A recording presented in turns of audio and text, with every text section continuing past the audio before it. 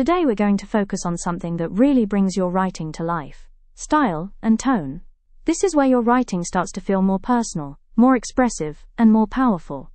Up until now we've looked at structure, character, and description. Now we're going to look at how you write, not just what you write.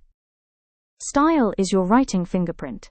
It's what makes your writing sound like you. It includes the words you choose, the way you build sentences, the way you describe things. Two people can write about the exact same thing, and it will sound completely different. That's style. Tone is slightly different. Tone is the feeling behind your writing. It's how your writing makes the reader feel. For example, something can feel funny, or tense, or sad, or calm. Tone can change depending on the scene or situation. A simple way to think about it is this. Style is you. It's your natural writing voice, the way you tend to describe things, structure sentences, and express ideas. It develops over time and becomes recognizable across everything you write. Tone is the mood. It's how a particular scene feels to the reader, whether that's tense, humorous, sad, warm, or unsettling. Your style tends to stay fairly consistent. Even if you're writing different types of scenes, your underlying voice is still there. However, your tone can shift depending on what's happening in your story. For example, you might write one scene in a light, humorous tone, and the next in a dark or suspenseful tone, especially if the situation or emotions change. Good writers are able to control tone deliberately, while still maintaining their own unique style. Think of it like this. Your style is your personality as a writer, but tone is the emotion you choose to express in each moment.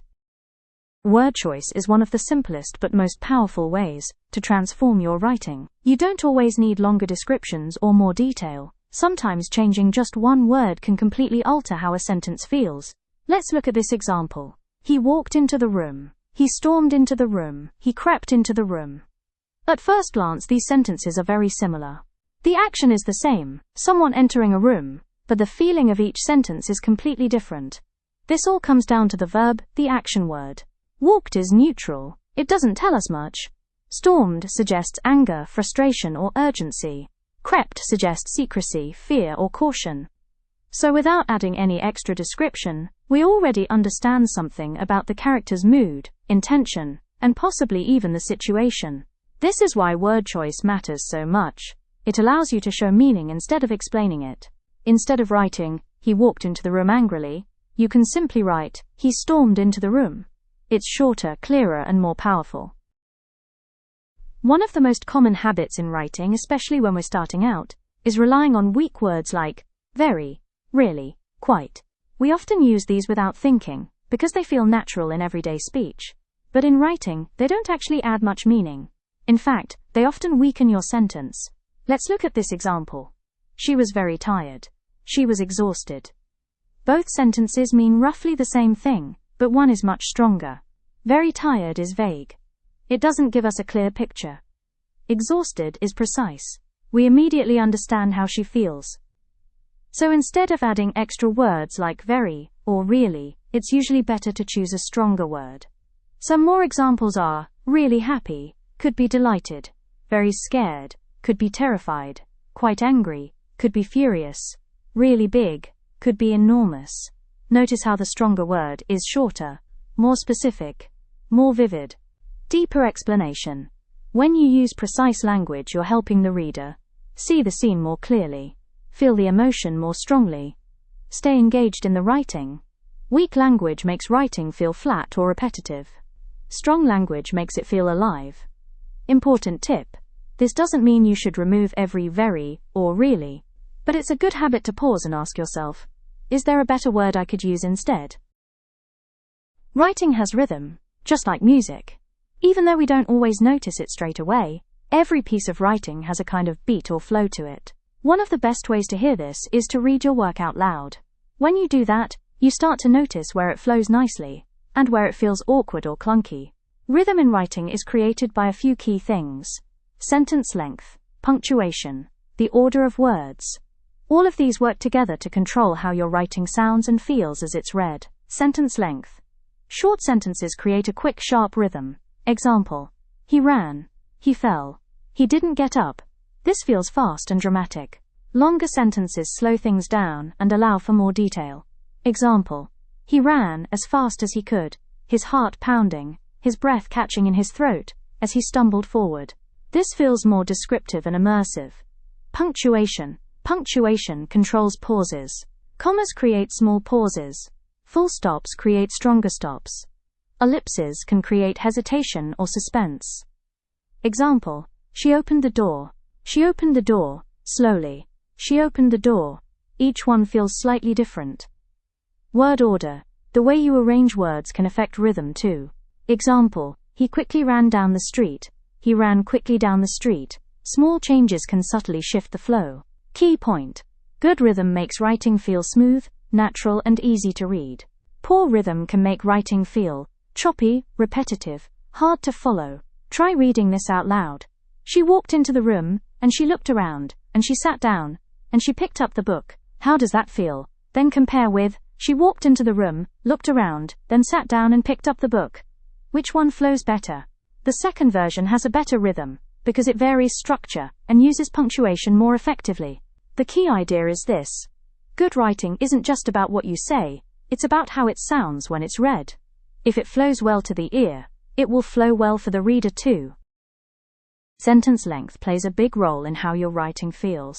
It's one of the easiest ways to control pace, tension, and emotion in your work.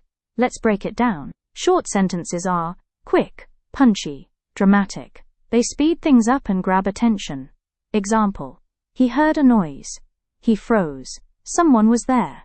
This creates tension and urgency. Longer sentences are slower, more detailed, more reflective. They give you space to describe things more fully and explore thoughts or emotions. Example: he stood still for a moment, listening carefully as the faint sound echoed through the empty hallway, unsure whether he was imagining it or not. This slows the reader down and builds atmosphere. If all your sentences are the same length, your writing can start to feel repetitive, flat, monotonous. It's a bit like listening to music with only one note. It quickly becomes dull. Good writing uses a mix of sentence lengths to keep things interesting and engaging. Compare this. She ran down the street. She turned the corner. She looked behind her. Now with variation. She ran down the street, her breath coming fast and uneven. Turning the corner, she glanced back. Someone was following her. The second version feels more dynamic and engaging. The key idea is this: short sentences speed things up. Long sentences slow things down. Great writing uses both to control how the reader experiences the story. Tone doesn't come from just one thing. It's created through a combination of choices you make as a writer. These include word choice, sentence structure, description, pacing. All of these work together to shape how a scene feels to the reader. Let's look at this example. The house stood silent. The house loomed in silence. Both sentences describe the same basic idea, a quiet house. But they feel completely different. Stood silent feels quite neutral. It simply tells us the house is quiet. Loomed in silence feels more ominous or threatening. It suggests something unsettling, maybe even dangerous. That change in tone comes from just a couple of word choices. Tone is influenced by word choice. Words like loomed, crept, whispered, shattered all carry emotional weight. Sentence structure. Short sentences can feel tense or abrupt. Longer sentences can feel calmer or more reflective. Description. What you choose to focus on matters. For example, a warm tone might describe light, color, and comfort. A dark tone might focus on shadows, silence, or decay. Mini comparison. Neutral. The room was quiet. Suspenseful. The room was silent, as if something was waiting. Warm. The room was quiet, filled with soft afternoon light. Same basic idea, completely different tone. The key idea is this: tone isn't something you add at the end. It's created through every choice you make as you write. There are lots of different tones you can use in writing, and each one creates a different emotional experience for the reader. Some of the most common tones include humorous, suspenseful, dark, romantic, reflective, playful. Let's look at what each of these feels like. Humorous, light, witty, designed to amuse or make the reader laugh. Suspenseful, tense and uncertain, keeping the reader on edge and wanting to know what happens next. Dark, serious or unsettling, often exploring difficult emotions or situations. Romantic, emotional and warm, focused on relationships, connection, or affection. Reflective, thoughtful and calm, often looking back or exploring inner feelings. Playful, fun, imaginative, sometimes exaggerated or silly, often with a sense of energy and creativity. Even though we list these separately, most stories don't use just one tone. In real life, emotions shift, and good writing reflects that. For example, a playful or humorous moment might come before something serious.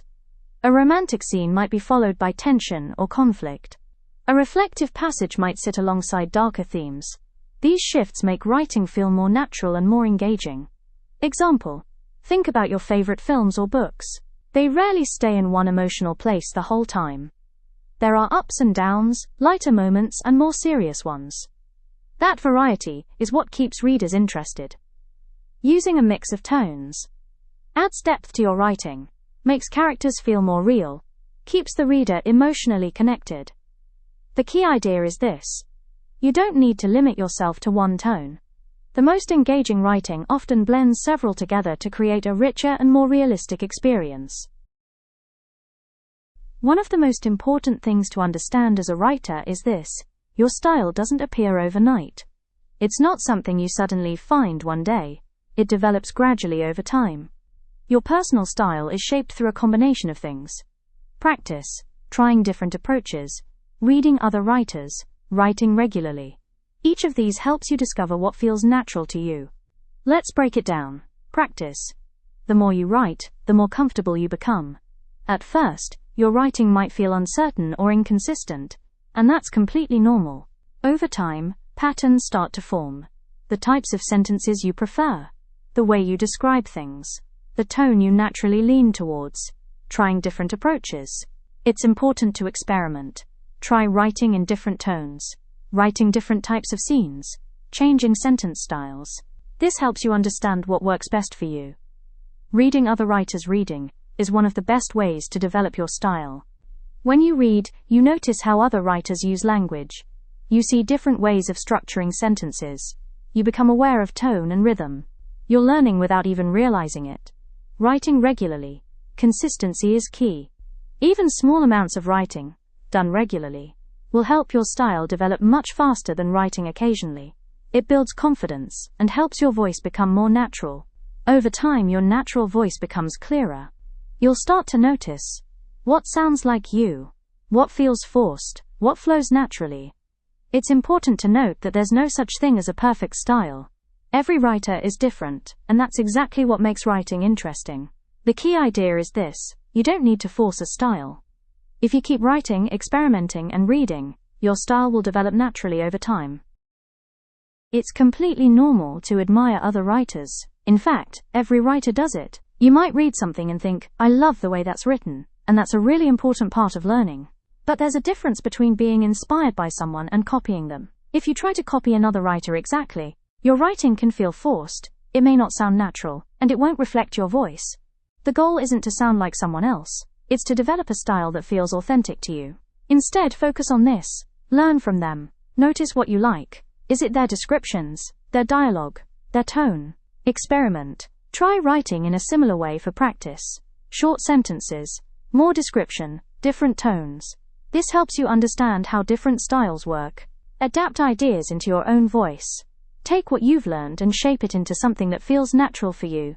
You're not copying, you're building your own style. Example: you might like one writer's humor, another writer's descriptive style, another writer's pacing. Over time, you combine influences and create something unique. Key point: every writer is influenced by others, but the best writers don't imitate, they develop. It's okay if your writing feels a bit like someone else's at first. That's part of the process. With time and practice, your own voice will come through more clearly. The key idea is this: your uniqueness is your strength. No one else writes exactly like you, and that's what will make your writing stand out. We're going to take a very simple sentence. The man entered the room. And your task is to rewrite it in 3 different tones. Suspenseful. Humorous. Dramatic. Remember, you don't need to change the basic action, just how it feels. Think about your word choice, the type of verbs you use, the level of detail you include. A small change can completely shift the tone. For suspense, you might focus on tension or uncertainty. For humor, you might exaggerate or make it unexpected. For dramatic, you might make it feel intense or emotional. Take a few minutes to write your 3 versions. Don't overthink it, just experiment and see how different you can make each one feel. Let's quickly recap what we've covered today. Style is your writing voice. It's what makes your writing sound like you and gives it a unique identity. Tone is the emotional feel. It's how your writing makes the reader feel in each moment. Word choice is powerful. Even small changes in wording can completely change meaning and mood. Rhythm affects readability. The flow of your sentences helps your writing feel smooth and natural. Variety keeps writing interesting. Mixing sentence lengths and structures keeps the reader engaged. All of these work together to shape how your writing sounds, feels, and connects with the reader. Next week, we're going to move into a really important stage of writing, editing and revising. This is where your writing really starts to improve and take shape. Writing the first draft is just the beginning. Editing is where you refine it, strengthen it, and make it the best it can be. We'll be looking at different approaches to editing, including big picture editing. This means stepping back and looking at the overall piece. Does the story make sense? Are the characters believable? Is the structure working? Line editing. This is more detailed, looking at sentences, word choice, grammar, and flow. Improving clarity and tightening your writing, both are important, but they happen at different stages. We'll also cover some common pitfalls that many writers fall into, such as info dumps, giving too much information at once, clichés, overused phrases that feel unoriginal, weak verbs, using vague or less effective language. We'll look at how to spot these, and how to fix them. And finally, we'll talk about something every writer experiences at some point: writer's block, self-doubt. We'll explore practical strategies to help you get unstuck, stay motivated, build confidence in your writing. It's important to remember, struggling at times is completely normal. Every writer goes through it. The key is learning how to work through it, rather than letting it stop you. So next week is all about refining your work and building confidence as a writer, taking what you've created and making it even stronger. See you next week.